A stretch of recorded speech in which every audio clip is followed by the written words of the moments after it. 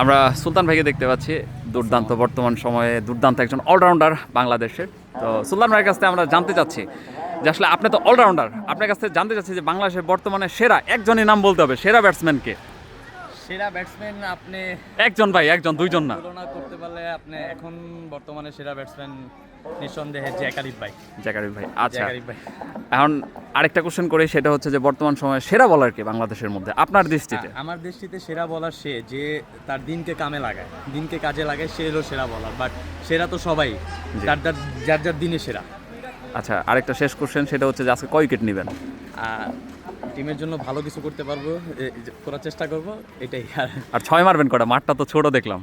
মাঠ ছোট, বাট বইলা তো আর রান করা যায় না, দেখা যাক ইনশাল্লাহ বেস্টটা। আচ্ছা, আপনার ওই মুন্সিগঞ্জেও কিন্তু একটা ইনিংস দেখছি, শেষে এসে বেশ ইম্প্যাক্টফুল একটা ইনিংস খেলছিলেন। কয়েকটা ইনিংস আমি দেখছি, আমি প্রচুর খেলা দেখি আপনার, এবং কাভার করার চেষ্টা করি, আসলে তুলে ধরার চেষ্টা করি। বর্তমান সময় আমরা একটু ফুটবল নিয়ে বেশি কাজ করতেছি, ক্রিকেটটা একটু কম।